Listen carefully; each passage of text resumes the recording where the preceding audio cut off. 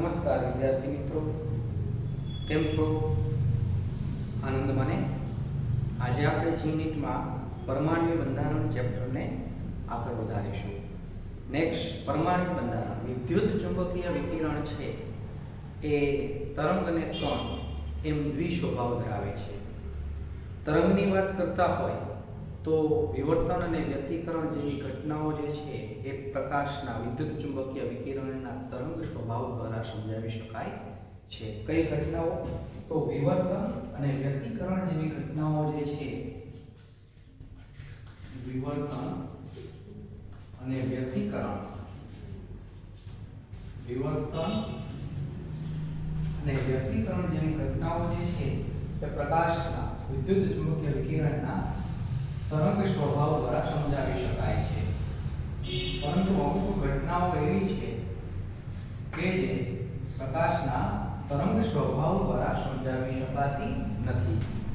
વિવર્તન અને વ્યતિકરણ જેવી ઘટનાઓને પ્રકાશના વિદ્યુત ચુંબકીય વિકિરણના તરંગ સ્વભાવ દ્વારા સમજાવી શકાય છે.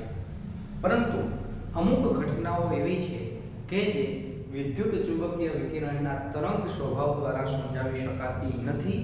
આ ઘટનાઓને સમજાવવા માટે વિદ્યુત ચુંબકીય વિકિરણના કણ સ્વભાવને આપણે સ્વીકારવો પડે.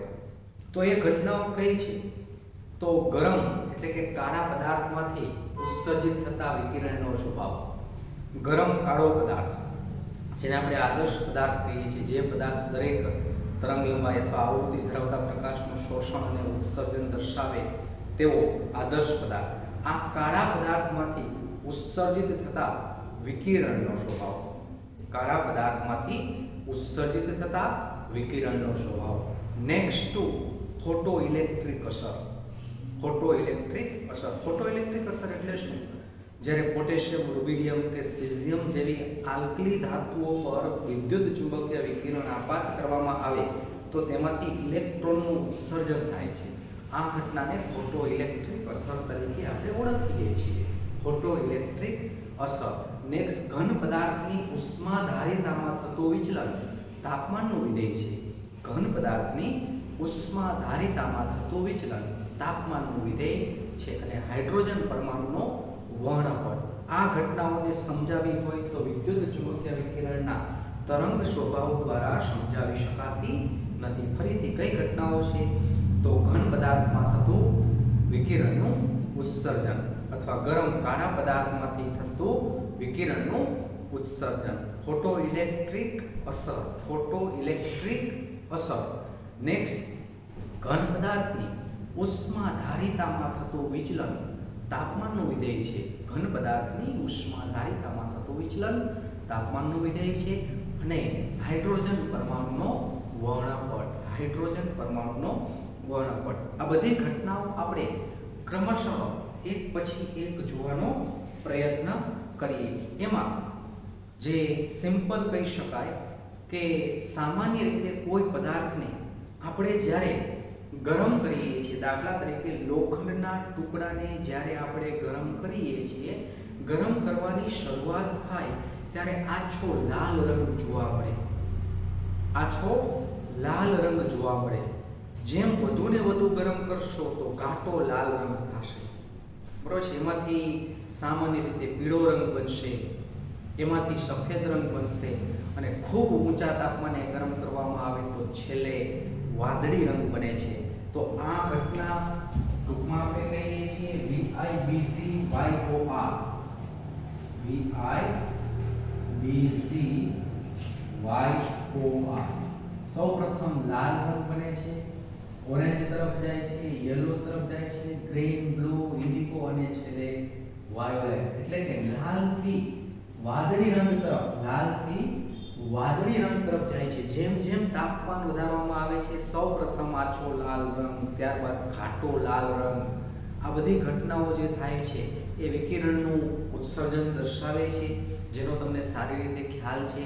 તો ત્યાં ટેક્સ્ટ બુકમાં એક ગ્રાફ આપેલો છે, તીવ્રતા વિરુદ્ધ તરંગ લંબાઈનો ગ્રાફ.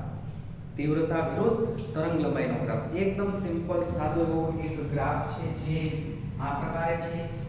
ટૂંકમાં આપણે ગ્રાફ સમજીએ. શેના વિરુદ્ધ શેનો ગ્રાફ છે? તો ઉત્સર્જિત થતી તીવ્રતા વિરુદ્ધ તરંગ લંબાઈ, તીવ્રતા વિરુદ્ધ તરંગ લંબાઈ.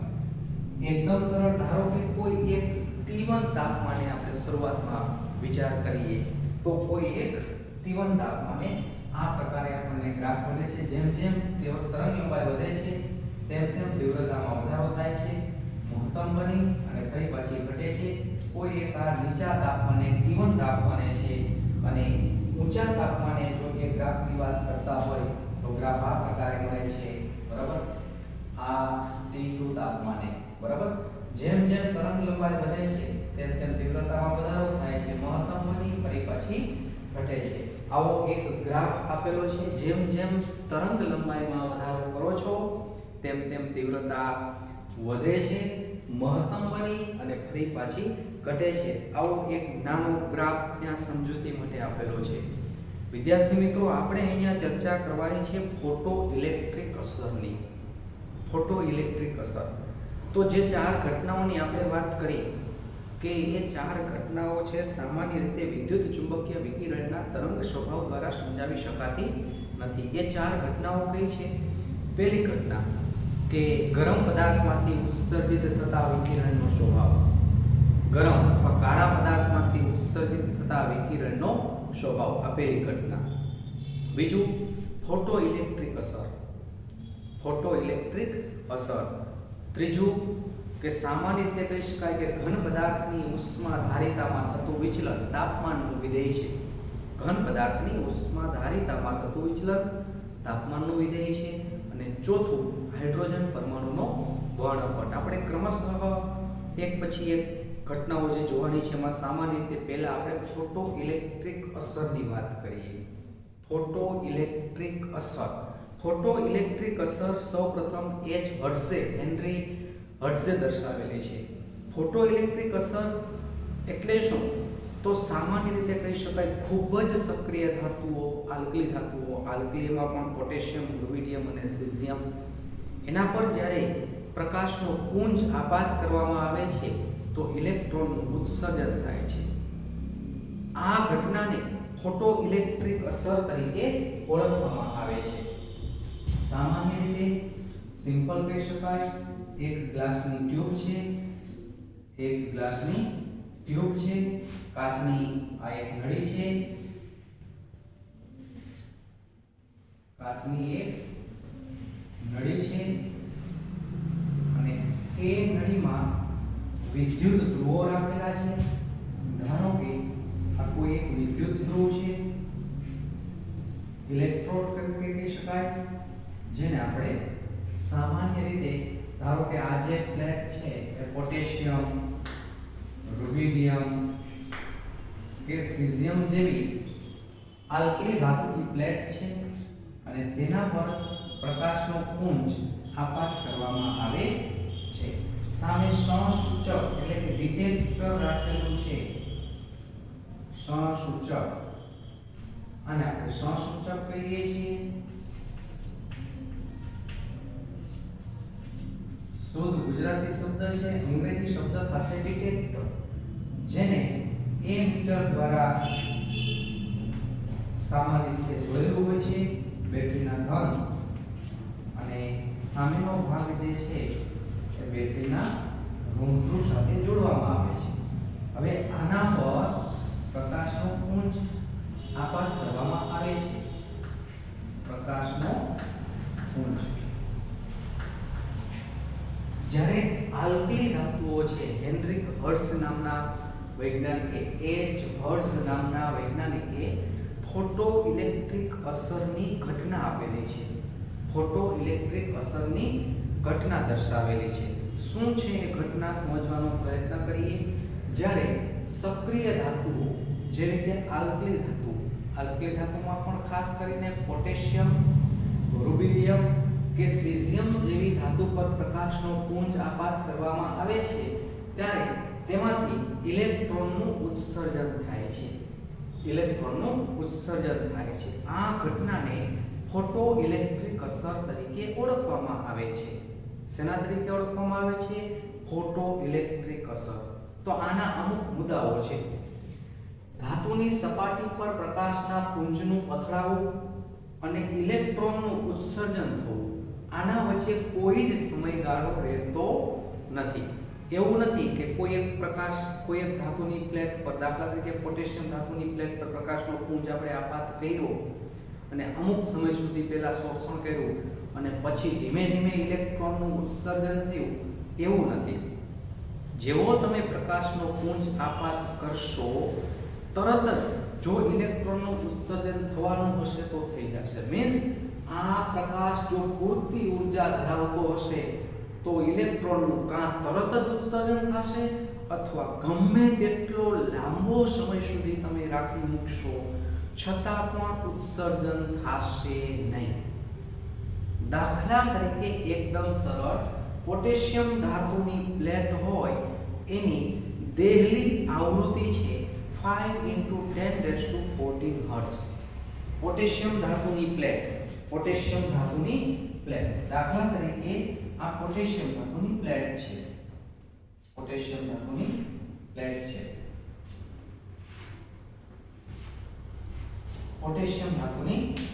છે પોટેશિયમ ધાતુની પ્લેટ છે એની દેહલી આવૃત્તિ છે 5.0 × 10⁻14 હર્ટ્ઝ.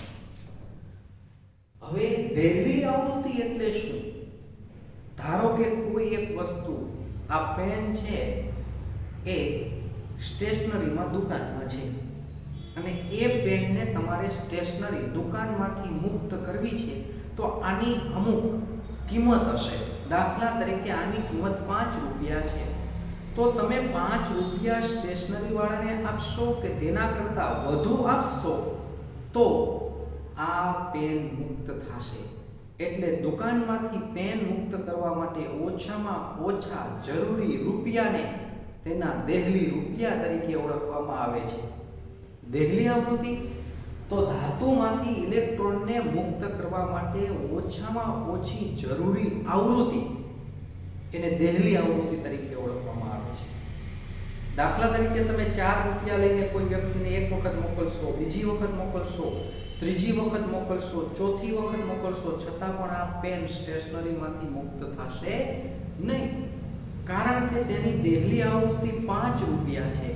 તમે 4 રૂપિયા લઈને વ્યક્તિને ગમે તેટલી વખત સ્ટેશનરીમાં મોકલશો છતાં પણ આ પેન સ્ટેશનરી એટલે કે દુકાનમાંથી મુક્ત થશે નહીં.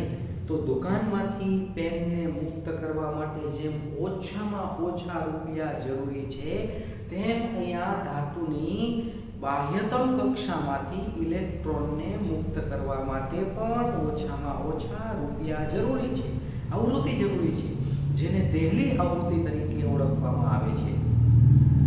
સિમ્પલ પોટેશિયમ ધાતુની દેહલી આવૃત્તિ કેટલી છે? 5 × 10⁻14 હર્ટ્ઝ. હવે તમે તેના પર તેજસ્વી લાલ રંગનો પ્રકાશ કલાકો સુધી, વર્ષો સુધી આપાત કરો છો. તેજસ્વી લાલ રંગનો પ્રકાશ વર્ષો સુધી આપાત કરો છો. લાલ રંગનો પ્રકાશ વર્ષો સુધી આપાત કરો છો, પણ લાલ રંગ જે છે તેની આવૃત્તિ 4.3 up to 4.6 into 10⁻14 હર્ટ્ઝ છે. તો આ રીતે પોટેશિયમ ધાતુની સપાટી પર લાલ રંગ કે જેની આવૃત્તિ 4.3 up to 4.6 into 10⁻14 તો બંને જગ્યાએ છે, પણ 5 કરતા આ મૂલ્ય ઓછું છે, 4.3 થી 4.6. તો દેહલી આવૃત્તિ 5.0 × 10⁻14 છે, તેના કરતા આપાત આવૃત્તિ ઓછી છે. તો વર્ષો સુધી તમે આવો પ્રકાશ આપાત કરશો તો પણ પોટેશિયમ ધાતુની સપાટી પરથી ઇલેક્ટ્રોનનું ઉત્સર્જન એટલે કે ફોટો ઇલેક્ટ્રિક અસરની ઘટના જોવા મળશે નહીં. પણ તમે તેના પર નબળો પીળો પ્રકાશ એટલે આછો પીળો રંગનો પ્રકાશ, આછા પીળા રંગનો પ્રકાશ, પીળો રંગ કે જેની આવૃત્તિ 5.1 up to 5.2 into 10⁻14 હર્ટ્ઝ છે. જેવો તમે આછો પીળો પ્રકાશ, લાલ રંગ તમે કદાચ ગમે તેટલા લાંબો સમય સુધી આપાત કરો ને પોટેશિયમ ધાતુની સપાટી પર, તો પણ ફોટો ઇલેક્ટ્રિક અસરની ઘટના જોવા મળશે નહીં. પણ તમે તેના કરતા પીળો રંગ જેવો આપાત કરશો તો તરત જ તમને ફોટો ઇલેક્ટ્રિક અસરની ઘટના એટલે કે ઇલેક્ટ્રોનનું ઉત્સર્જન જોવા મળશે. આ ઘટનાને કહેવામાં આવે છે ફોટો ઇલેક્ટ્રિક અસર. તો દરેક ધાતુમાંથી ઇલેક્ટ્રોનનું ઉત્સર્જન કરવા માટે ઓછામાં ઓછી જરૂરી આવૃત્તિ હોય છે, જેને આપણે દેહલી આવૃત્તિ કહીએ છીએ. દેહલી આવૃત્તિનું મૂલ્ય ધારો કે μ0 હોય તો આપાત આવૃત્તિ તેના કરતા વધુ હોવી જોઈએ, તેના જેટલી અથવા તેના કરતા વધુ હોવી જોઈએ. તો સિમ્પલ આવા ત્રણ મુદ્દાઓ આપેલા છે ત્યાં ફોટો ઇલેક્ટ્રિક અસરની ઘટનામાં. પહેલો મુદ્દો શું કીધો કે ધાતુની સપાટી પર પ્રકાશના પુંજનું અથડાવું અને ઇલેક્ટ્રોનનું ઉત્સર્જિત થવું, આ બંને વચ્ચે કોઈ જ સમયગાળો રહેતો નથી. આ પહેલો મુદ્દો આપેલો છે. ફરીથી પહેલો મુદ્દો શું છે? ધાતુની સપાટી પર પ્રકાશના પુંજનું અથડાવું અને ઇલેક્ટ્રોનનું ઉત્સર્જિત થવું, આ બંને વચ્ચે કોઈ જ સમયગાળો રહેતો નથી. ધાતુની સપાટી પર પ્રકાશના પુંજનું અથડાવું અને ઇલેક્ટ્રોનનું ઉત્સર્જિત થવું, આ બંને વચ્ચે કોઈ જ સમયગાળો રહેતો નથી. આ પહેલો મુદ્દો આપેલો છે. દરેક ધાતુ માટે ઇલેક્ટ્રોનના ઉત્સર્જન માટે ઓછામાં ઓછી આવૃત્તિ જરૂરી છે, જેને દેહલી આવૃત્તિ કહે છે, μ0 કહે છે. હંમેશા યાદ રાખો, μ0 હોય તો ફોટો ઇલેક્ટ્રિક અસરની ઘટના જોવા મળે. μ0 અથવા μ નું મૂલ્ય μ0 જેટલું હોય તો પણ ફોટો ઇલેક્ટ્રિક અસરની ઘટના જોવા મળશે. પણ એ જે ઇલેક્ટ્રોન છે એ ઇલેક્ટ્રોન શૂન્ય ગતિ ઊર્જા સાથે મુક્ત થશે, માત્ર મુક્ત થશે, એટલે ગતિ ઊર્જા હશે નહીં. અને નેક્સ્ટ, ઉત્સર્જિત થતા ઇલેક્ટ્રોનની સંખ્યા અને તેની તીવ્રતા, પ્રકાશની ઇલેક્ટ્રોનની સંખ્યા અને તેની તીવ્રતા સામાન્ય રીતે આ જે આપાત કરો છો તેના સમપ્રમાણમાં હોય છે. બરાબર? આવા ત્રણ મુદ્દાઓ ત્યાં આપેલા છે. ફરીથી એ ત્રણ મુદ્દાઓ ક્યાં છે જેને આપણે સમજવાનો પ્રયત્ન કરીએ. આ એક આકૃતિ આપેલી છે જે હેનરિક હર્ટ્ઝે દર્શાવેલી છે. પોટેશિયમ, રુબિડિયમ કે સીઝિયમ જેવી ધાતુઓ જે છે, પોટેશિયમ, રુબિડિયમ કે સીઝિયમ જેવી ધાતુઓ જે ખૂબ જ સક્રિય ધાતુઓ છે, જેના પર પ્રકાશના પુંજનું અથડાવું અને તરત જ ઇલેક્ટ્રોનનું ઉત્સર્જન થવાની ઘટના બને છે. અને આ જે ઇલેક્ટ્રોનનું ઉત્સર્જન થાય છે એ ઇલેક્ટ્રોન છે સામાન્ય રીતે સહસૂચક એટલે કે ડિટેક્ટર દ્વારા ડિટેક્શન થાય છે, જેને એમીટર સાથે જોડેલો હોય છે. બરાબર? તો સિમ્પલ આવા ત્રણ મુદ્દાઓ આપેલા છે. એ ત્રણ મુદ્દાઓ કયા છે? તો પહેલો મુદ્દો એકદમ સરળ સામાન્ય મુદ્દો આપેલો છે અને એ પહેલો મુદ્દો જે છે સામાન્ય રીતે કહી શકાય કે ધાતુની સપાટી પર પ્રકાશના પુંજનું અથડાવું અને ઇલેક્ટ્રોનનું ઉત્સર્જિત થવું, તેના વચ્ચે કોઈ જ સમયગાળો રહેતો નથી.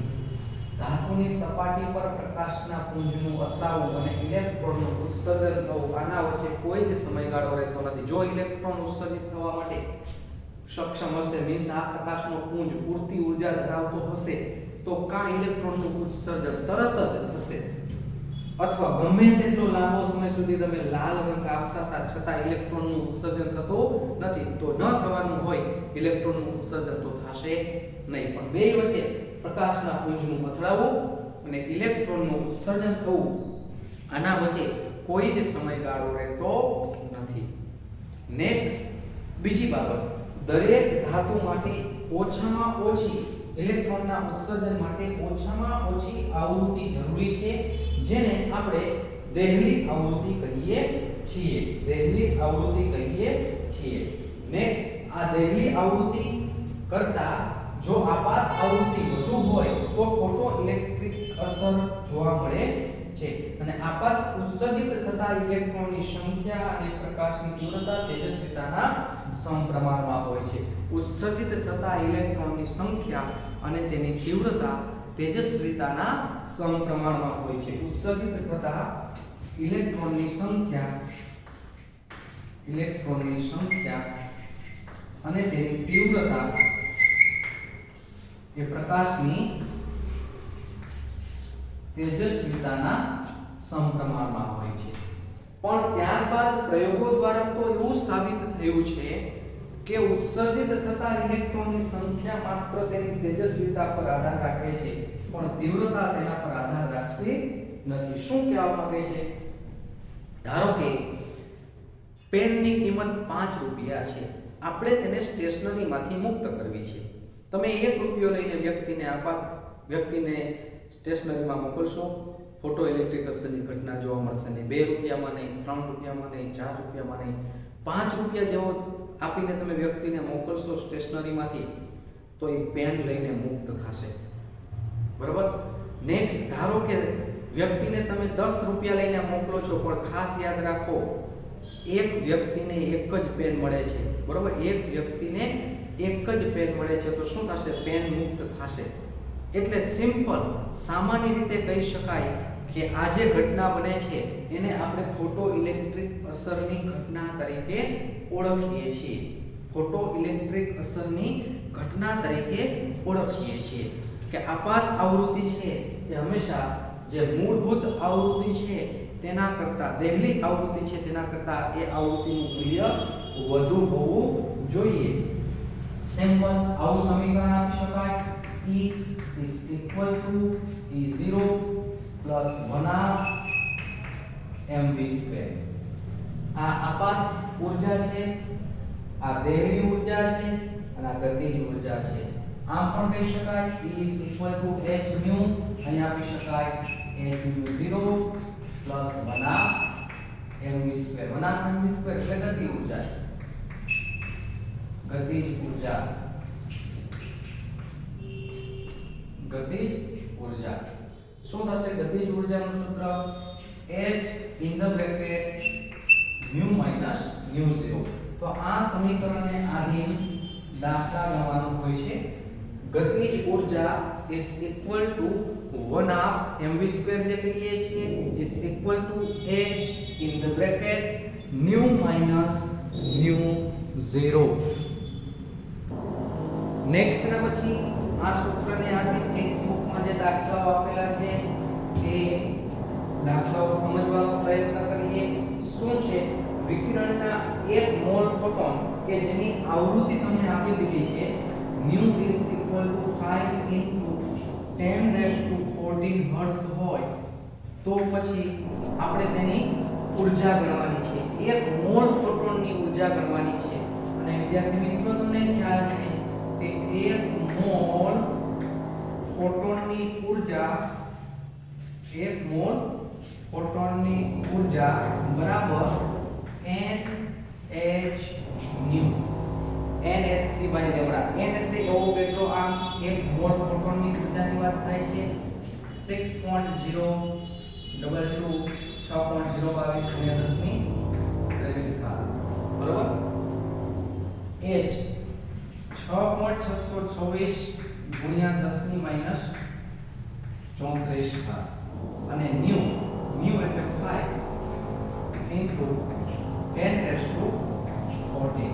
આ ત્રણેયનો ગુણાકાર 6.624 ગુણ્યા 6.6 એટલે 36 કરતા વધુ આવે અને એને ગુણ્યા 5 એટલે આ બધાનો ગુણાકાર આવશે 199.1. ત્રણેયનો ગુણાકાર 6 5 30 180 કરતા વધુ 199.5 આવે છે. ગુણ્યા 10 ની કેટલી ઘાત? 23 અને 14 37 ઘાત થશે. 37 ઘાતમાંથી 3 ઘાત 34 ઘાત બાદ કરવાની છે એટલે 3 ઘાત. આટલા જૂલ આવશે. આટલા જૂલ ઊર્જા પર મોલ. 1 મોલ માટે વાત થાય છે. પણ આપણે કિલો જૂલમાં જવાબ આપવો હોય તો 199.1 કિલો જૂલ પર મોલ. 1 મોલ ફોટોનની ઊર્જા 199.1 કિલો જૂલ જેટલી છે. નેક્સ્ટ એના પછીનો દાખલો આપેલો છે ઉદાહરણનો દાખલો જે છે તો 100 વોટનો એક ગોળો આ રીતે એક બલ્બ છે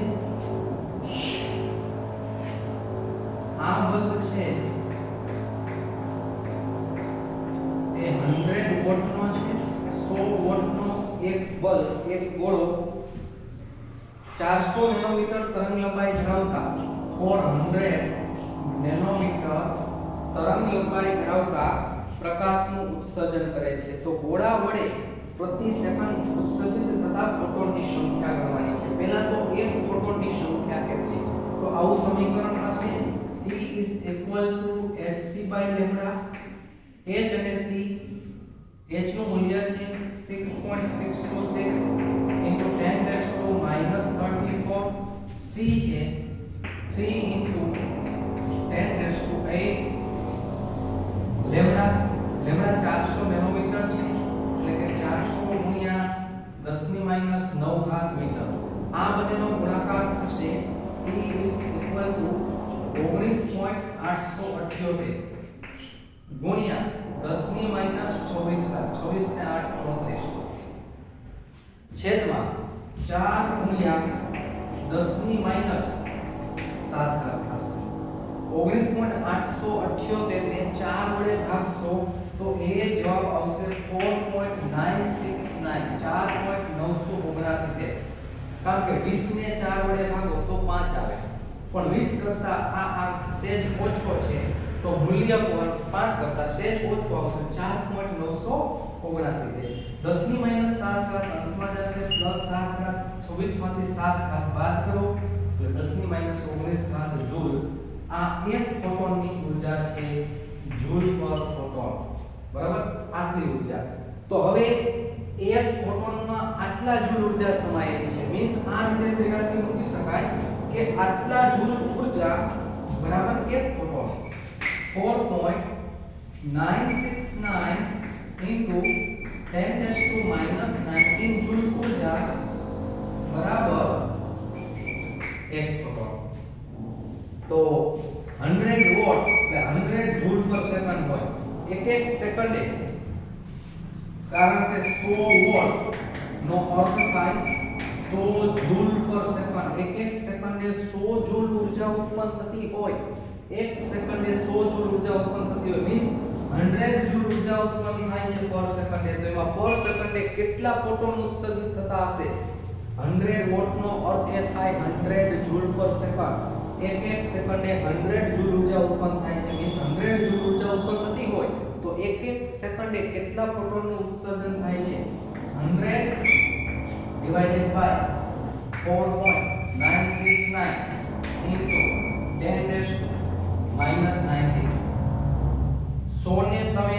4.969 વડે ભાગશો 100 ને 5 વડે ભાગો તો 20 આવે એટલે આમાં જે છે જવાબ 19 પોઈન્ટ સમથિંગ આવશે એ જે આંક આવે છે સોરી 20 પોઈન્ટ સમથિંગ આવશે 20.12 આવે છે ગુણ્યા 10 ની 19 ઘાત કારણ કે 5 કરતા કિંમત ઓછી છે જો 100 ને 5 વડે ભાગતા હોય તો 20 આવે પણ 100 ને 5 કરતા નાની સંખ્યા વડે ભાગો છો એટલે જવાબ 20 કરતા મોટી સંખ્યા આવે 20.12 ગુણ્યા 10 ની 19 ઘાત આટલા ફોટોન પ્રતિ સેકન્ડ ઉત્સર્જિત થાય છે નેક્સ્ટ આમાં એક મુદ્દો આવ્યો હાઇડ્રોજન પરમાણુનો વર્ણપટ તો સૌપ્રથમ તો વર્ણપટ એટલે શું એ સમજવાનો પ્રયત્ન કરીએ વર્ણપટ તો વર્ણપટ ને થોડી આપણે આ રીતે સમજૂતી કેળવીએ વર્ણપટ તો સૌપ્રથમ જ્યારે સફેદ પ્રકાશને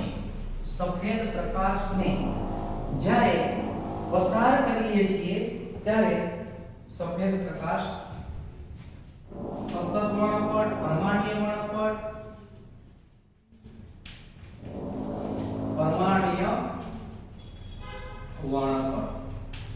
વર્ણપટ કઈ રીતે મળે છે સૌપ્રથમ તો આપણે એની ચર્ચા કરીએ તો જ્યારે પ્રકાશનો સોર્સ ધારો કે સફેદ પ્રકાશ છે બરાબર સફેદ પ્રકાશ એ સફેદ પ્રકાશને જ્યારે આપણે પ્રિઝમ પર પાડીએ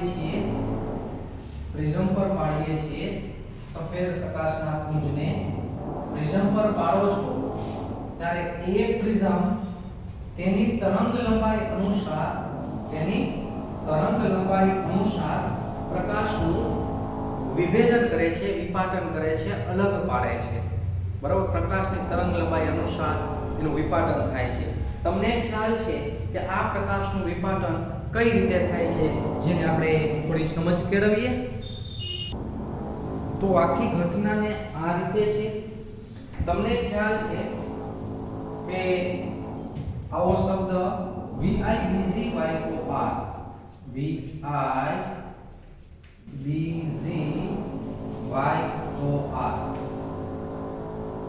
લાલ રંગની તરંગ લંબાઈ સૌથી વધુ હોય, બરાબર, અને વાયોલેટની તરંગ લંબાઈ સૌથી ઓછી હોય. દ્રશ્યમાનમાં વાત થાય છે. તો જેની તરંગ લંબાઈ વધુ ને એનું વક્રીભવન ઓછું. તો લાલ રંગ છે ને સૌથી ઓછો વક્રીભવન પામે.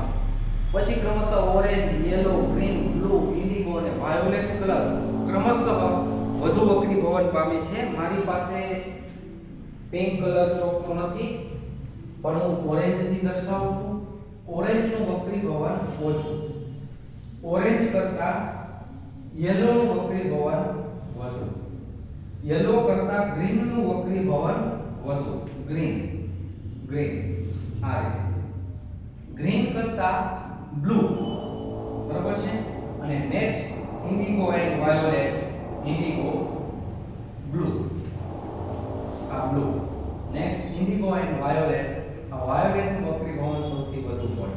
તો આ પ્રકારે તેની સામાન્ય રીતે તરંગ લંબાઈ અનુસાર વક્રીભવન પામે છે. જેની તરંગ લંબાઈ વધુ હોય તેનું વક્રીભવન ઓછું. સૌથી ઓછો વક્રીભવન પામે લાલ રંગ, સૌથી વધુ વક્રીભવન પામે વાયોલેટ એટલે કે જાંબલી રંગ. પણ આ વર્ણપટને તમે જોશો તો આ વર્ણપટને આપણે સતત વર્ણપટ તરીકે ઓળખીએ છીએ. કારણ કે રેડ છે એ ઓરેન્જમાં, ઓરેન્જ યેલોમાં, યેલો બ્લુમાં, બ્લુ ગ્રીન, યેલો છે ગ્રીનમાં, ગ્રીન છે બ્લુમાં, બ્લુ છે ઇન્ડિગોમાં અને ઇન્ડિગો છે વાયોલેટમાં એકબીજામાં સંપૂર્ણપણે ભળી જાય છે. ત્યાં કોઈ વચ્ચે ગેપ જોવા મળતો નથી. જેમ કે મેઘ ધનુષ્યને તમે જોતા હો તો બધા રંગ એકબીજામાં સામાન્ય રીતે નજીકમાં સ્પ્રેડ થયેલા હોય છે, ભળી ગયેલા હોય છે. એમાં વચ્ચે કોઈ આપણને ખાંચ અવકાશ જોવા મળતો નથી. તો આવી જે ઘટના છે, આ વર્ણપટને, આ જે પરમાણ્વીય વર્ણપટ છે, આ વર્ણપટને આપણે સતત વર્ણપટ તરીકે પણ ઓળખીએ છીએ. સતત વર્ણપટ. બરોબર. શા માટે સતત વર્ણપટ? એનું કારણ આપણે હમણાં જ કીધું કે રેડ છે ઓરેન્જમાં, ઓરેન્જ યેલોમાં, યેલો ગ્રીનમાં, ગ્રીન બ્લુમાં, બ્લુ ઇન્ડિગોમાં અને ઇન્ડિગો જે છે એ વાયોલેટમાં ભળી જાય છે. માટે વચ્ચે કોઈ અવકાશ જગ્યા જોવા મળતી નથી. માટે આ વર્ણપટને સતત વર્ણપટ તરીકે ઓળખવામાં આવે છે. અને જેની તરંગ લંબાઈ વધુ એનું વક્રીભવન ઓછું, જેની તરંગ લંબાઈ ઓછી એનું વક્રીભવન વધુ. એટલે આ પ્રકારે આપણને એક સ્પેક્ટ્રમ જોવા મળે છે. હવે સ્પેક્ટ્રમ મુખ્યત્વે બે પ્રકારના છે, બરાબર. આ તો સામાન્ય સફેદ પ્રકાશને પસાર કરેલો છે, પણ સ્પેક્ટ્રમના મુખ્યત્વે બે પ્રકાર, બરાબર. કયા બે પ્રકાર? ઉત્સર્જન વર્ણપટ અને અવશોષણ વર્ણપટ. ઉત્સર્જન વર્ણપટ અને અવશોષણ વર્ણપટ. ઉત્સર્જન અને અવશોષણ વર્ણપટ છે શું? તો સામાન્ય રીતે ઉત્સર્જન વર્ણપટ અને અવશોષણ વર્ણપટ. અવશોષણ વર્ણપટ કેને કહેવાય? કે કોઈ પણ પ્રકાશનો સોર્સ, આ પ્રકાશનો સોર્સ છે, જેમાંથી પ્રકાશનું ઉત્સર્જન થાય છે, એને સતત કોઈ પણ ઠંડો વાયુ હોય, બરાબર છે, એ વાયુનો નમૂનો લેવામાં આવે. દાખલા તરીકે હાઇડ્રોજન વાયુનો નમૂનો છે, આ વાયુના નમૂના પર તમે પ્રકાશનું આપાત કરો તો દરેક વાયુ જે છે એ પેસિફિક પ્રકારની જે તરંગ લંબાઈ છે એનું શોષણ કરશે. કારણ કે હાઇડ્રોજનની ઇલેક્ટ્રોન રચના અન્ય તત્વની ઇલેક્ટ્રોન રચના કરતા જુદી હોય. એટલે કે હાઇડ્રોજનમાં ઇલેક્ટ્રોન અલગ શક્તિ સ્તરમાં જોડાયેલા હોય. એ ઇલેક્ટ્રોન પહેલી કક્ષામાંથી કોઈ પણ સંક્રમણ કરે, બરાબર છે, એટલે અલગ પ્રકારની ઊર્જાનું શોષણ કરે. એટલે ચોક્કસ તરંગ લંબાઈ ધરાવતા વિકિરણનું ઊર્જાનું શોષણ કરશે અને જેટલો ભાગ શોષણ થશે એટલી જ રેખાઓ આ વર્ણપટમાંથી ડિસએપિયર થશે, અદૃશ્ય થશે, ગાયબ થશે. આને આપણે કહીએ છીએ અવશોષણ વર્ણપટ. મીન્સ અમુક ચોક્કસ પ્રકારની તરંગ લંબાઈ ધરાવતી વિકિરણની આપણે આવૃત્તિનું એ પદાર્થ શોષણ કરે છે. બરોબર. હવે આને તમે પ્રિઝમ પર આપાત કરો. સિમ્પલ પ્રિઝમ પર આપાત કરવામાં આવે તો પ્રિઝમ પર જ્યારે આપાત કરવામાં આવે છે ત્યારે પ્રિઝમ તેની તરંગ લંબાઈ અનુસાર પ્રકાશને અલગ પાડે છે. બરાબર. તરંગ લંબાઈ અનુસાર પ્રકાશને અલગ પાડે છે. પણ સિમ્પલ કે અમુક પ્રકારની તરંગ લંબાઈ જે છે, બરાબર, આ બધી જ તરંગ લંબાઈ એકબીજામાં ભળી ગઈ હતી. આ પ્રકારે એને આપણે જો પ્લેટમાં દર્શાવવું હોય, ધારો કે આ પ્લેટ છે, બરાબર, આ પ્લેટ છે, આ પ્લેટમાં દર્શાવવું હોય તો બધી તરંગ લંબાઈ એકબીજામાં ભળી ગયેલી છે.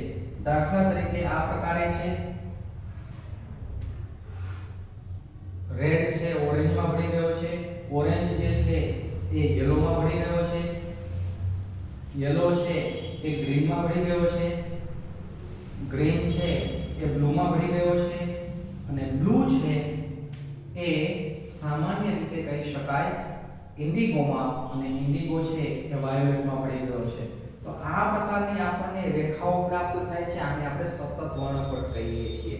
બરાબર. પણ હવે આપણે વાત કરીએ છીએ શોષણ, અવશોષણ વર્ણપટની.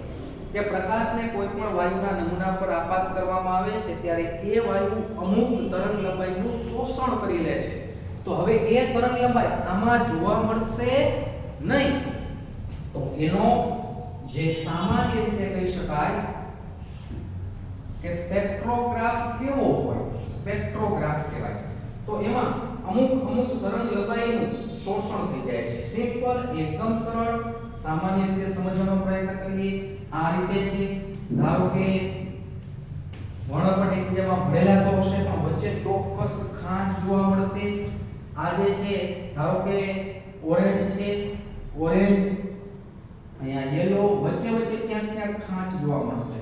બરાબર. આ રીતે આનું શોષણ કર્યું વચ્ચેની તરંગ લંબાઈનું ક્યાંક. બરાબર. નેક્સ્ટ ધારો કે આ રીતે ગ્રીન પણ છે. બરાબર. પછી કહી શકાય સામાન્ય રીતે ધારો કે આ તરંગ લંબાઈનું શોષણ થાય છે, આ તરંગ લંબાઈનું શોષણ થાય છે, એટલે વચ્ચે આવો ગેપ જોવા મળે છે. આ જે ગેપ છે એ ગેપ જોવા મળે છે. તો આવી અમુક તરંગ લંબાઈનું શોષણ થાય છે, અને જે તરંગ લંબાઈનું શોષણ થાય છે એ તરંગ લંબાઈ ત્યાંથી ડિસએપિયર થાય છે, આપણને જોવા મળતી નથી. તો આ વર્ણપટ સતત વર્ણપટ છે, પણ આ વર્ણપટ પછી સતત વર્ણપટ રહેતો નથી. એટલે અમુક તરંગ લંબાઈ ત્યાંથી ગાયબ થઈ જાય છે. જરૂરી નથી કે બે પ્રકાશ ભેગા થાય ત્યાંથી જ તરંગ લંબાઈનું શોષણ થાય. વચ્ચેથી અહીંથી પણ તરંગ લંબાઈનું શોષણ કરી શકે. તો આ જે છે એને આપણે શોષણ વર્ણપટ તરીકે ઓળખીએ છીએ. નેક્સ્ટ એના પછીનો બીજો વર્ણપટ છે ઉત્સર્જન વર્ણપટ. શોષણ વર્ણપટ અને ઉત્સર્જન વર્ણપટ. ઉત્સર્જન વર્ણપટ કેને કહેવાય? ઓલરેડી ગરમ વાયુ લીધેલો હોય, ગરમ વાયુનો નમૂનો લીધેલો હોય તમે, બરાબર, ગરમ વાયુ અથવા વધુ ઊર્જા ધરાવતો વાયુ લીધેલો હોય તો વધુ ઊર્જા ધરાવતો વાયુ પોતે પણ વિકિરણનું ઉત્સર્જન દર્શાવે. પોતે ઊર્જા જે શોષેલી છે એ ગુમાવે તો સિમ્પલ પ્રિઝમ પર પ્રકાશ પડે, તેની તરંગ લંબાઈ અનુસાર અલગ પડશે. સ્પેક્ટ્રોગ્રાફ નામના સાધન વડે જો તેનું પૃથ્થકરણ કરવામાં આવે તો આમાં જે રેખાઓ ગાયબ હતી, જેટલું શોષણ થયેલું હતું, બરાબર, ઊર્જાનું, બરાબર, એટલી તરંગ લંબાઈ અદૃશ્ય હતી. અહીંયા એટલું જ વળી પાછું ઊર્જાનું ઉત્સર્જન થાય છે. તો આવું અમુક જગ્યાએ ધારો કે અહીંયા રેખા ગાયબ છે તો એ રેખા અહીંયા જોવા મળશે. નેક્સ્ટ એના પછી આ રેખા ગાયબ છે તો ત્યાં વળી પાછી રેખા જોવા મળશે. આ રેખા ગાયબ છે તો ધારો કે ત્યાં વળી પાછી રેખા જોવા મળશે. અહીંયા લાઈન ડિસએપિયર છે તો એ રેખા અહીંયા જોવા મળશે. ધારો કે ના પછી વળી પાછી રેખા ડિસએપિયર છે તો આ પ્રકારે જોવા મળશે. તો આવી અમુક ઉત્સર્જન વર્ણપટમાં માત્ર આપણને લાઈન જોવા મળે છે, બાકીનો બધો જ ભાગ બ્લેક હોય છે. આ બધો ભાગ બ્લેક છે, બરાબર છે. જ્યાં આપણને ગ્રીન બોર્ડ દેખાય છે બધો ભાગ બ્લેક છે, માત્ર આટલી જ કલર રેખાઓ જોવા મળે છે. અહીંયા વિરુદ્ધ આ જે ભાગ છે એટલો બ્લેક છે, આ જે રેખા છે આ બ્લેક છે. જ્યાં રેખા છે ને ત્યાં બ્લેક ભાગ અને જ્યાં બ્લેક ભાગ છે ત્યાં રેખા. તો આ બંને એકબીજાના ફોટોકોપી છે. ફોટોકોપી પ્રતિકૃતિ છે. ફિલ્મ અને નેગેટિવ છે.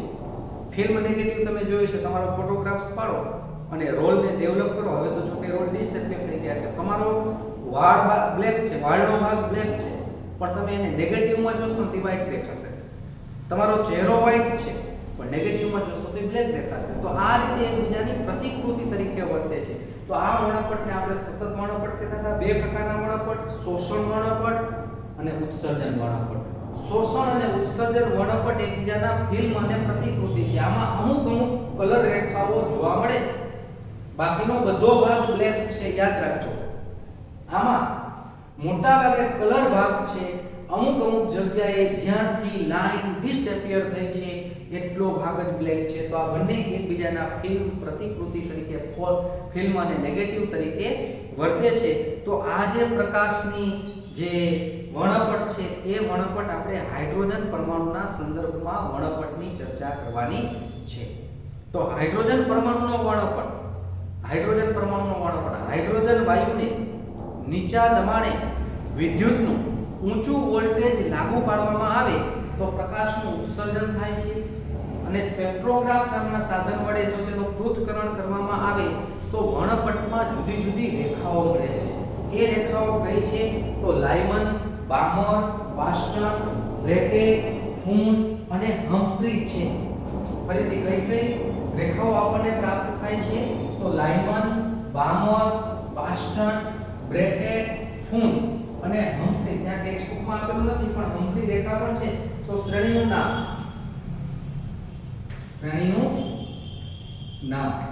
કઈ શ્રેણીઓ પ્રાપ્ત થાય છે? તો સિમ્પલ, લાયમન, પછી બામર, પાસ્ટન, બ્રેકેટ અને ફૂન.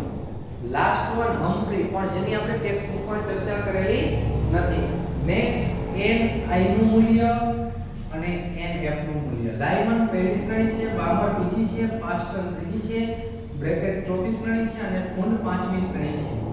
લાયમન, બામર, પાસ્ટન, બ્રેકેટ, ફૂન અને હમ્ફ્રી. લાયમનમાં ni નું મૂલ્ય 1 છે. પહેલી કક્ષામાં ઇલેક્ટ્રોન પાછો ફરતો હોય. કઈ કક્ષામાંથી પાછો ફરી શકે? બીજી, ત્રીજી, ચોથી વગેરે કક્ષા. અહીંયા ni કરતા nf હંમેશા વધુ હોય, યાદ રાખજો. ત્રીજી, ચોથી, પાંચમી વગેરે કક્ષા. 4, 5, 6 વગેરે. 5, 6, 7 વગેરે. 6, 7, 8 વગેરે. ni કરતા nf વધુ હોય. લાયમન શ્રેણી છે એ પારજાંબલી વિસ્તારમાં જોવા મળે છે. પારજાંબલી વિસ્તારમાં જોવા મળે છે. બામર છે દ્રશ્યમાન વિભાગમાં જોવા મળે છે. દ્રશ્યમાન એટલે બામરમાં દ્રશ્યમાનમાં તમે જોજો એક કલર રેખાઓ આપેલી છે. આવી કલર રેખાઓ દર્શાવેલી છે. VIVZYOR, violet, indigo, blue, green, yellow, orange and red. અને આ ત્રણેય પાસ્ટન, બ્રેકેટ અને ફૂન, આ ત્રણેય શ્રેણી પારરક ઇન્ફ્રારેડ વિભાગમાં જોવા મળે છે. આમાંથી કોઈ પણ શ્રેણી જે છે એની તરંગ લંબાઈ, આવૃત્તિ, તરંગ સંખ્યા, શક્તિ કોઈ પણ વસ્તુ મેળવવું હોય તો એનું સૂત્ર છે Z રીડબર્ગ નામના વૈજ્ઞાનિકે આપેલું સૂત્ર nu is equal to 3.29 into 10⁻15 in the bracket 1 upon ni square minus 1 upon nf square. આવૃત્તિ છે, આવૃત્તિનો એકમ સેકન્ડ ઇન્વર્સ અથવા હર્ટ્ઝ અથવા cps પણ આપી શકાય.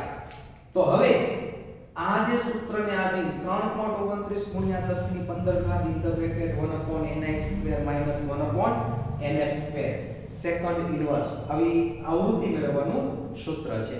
તો આ સૂત્રનો ઉપયોગ કરીને આપણે દાખલા ગણી શકીએ છીએ, જેની આપણે આવતા લેક્ચરમાં ચર્ચા કરવાના છે. પણ લાયમનમાં કીધું હોય કે પ્રથમ શ્રેણીની આવૃત્તિ, પ્રથમ રેખા, તો બીજી કક્ષામાંથી પહેલી કક્ષામાં ઇલેક્ટ્રોન આવે, બરાબર, એ પ્રથમ સંક્રમણ કહેવાય. લાયમનમાં પ્રથમ સંક્રમણ. તો સૂત્ર થશે mu1 is equal to 3.29 in the bracket 1 upon ni square 10 to 15 1 upon ni square એટલે 1 નો સ્ક્વેર 1 કઈ કક્ષામાંથી ઇલેક્ટ્રોન પાછો આવે બીજી કક્ષામાંથી 2 નો વર્ગ એટલે 4 થશે 3/4 થશે આ કૌંસનું મૂલ્ય 3 વડે ગુણવાના છે અને 4 વડે ભાગવાના છે 0.75 વડે ટૂંકમાં ગુણવાના થશે બીજું સંક્રમણ પહેલી કક્ષામાં ઇલેક્ટ્રોન પાછો કરે કઈ કક્ષામાંથી ત્રીજી કક્ષામાંથી તો આમ થશે આવૃત્તિ 3.29 into 10 raised to 15 1 upon 1 minus 1 upon 3 નો વર્ગ એટલે 9 બરાબર એટલે અહીંયા 9 વડે ગુણવાના બરાબર છે તો એનો જવાબ આવશે 8/9 બરાબર 8/9 એટલે ક્રમશઃ આવૃત્તિ વધતી જશે બરાબર છે કોઈ પણ શ્રેણીમાં પ્રથમ સંક્રમણ હોય તેની આવૃત્તિ ન્યૂનતમ હોય પણ તરંગ લંબાઈ મેક્સિમમ હોય છે શબ્દ યાદ રાખજો દાખલા તરીકે લાઇમનનું પ્રથમ સંક્રમણ એટલે 2 માંથી 1 લાઇમનનું બીજું સંક્રમણ એટલે 3 માંથી 1 લાઇમનનું ત્રીજું સંક્રમણ એટલે 4 માંથી 1 લાઇમનનું ચોથું સંક્રમણ એટલે 5 માંથી 1 એટલે ક્રમશઃ પ્રથમ સંક્રમણ કરતા દ્વિતીય સંક્રમણ દ્વિતીય સંક્રમણ કરતા તૃતીય ચતુર્થ સંક્રમણની આવૃત્તિ વધે છે તરંગ લંબાઈ ઘટે છે બરાબર કોઈ પણ શ્રેણીમાં પ્રથમ સંક્રમણ છે કોઈ પણ શ્રેણીમાં પ્રથમ સંક્રમણની આવૃત્તિ ન્યૂનતમ હોય છે અને તરંગ લંબાઈ મહત્તમ હોય છે અહીંયા લખું છું કોઈ પણ શ્રેણીમાં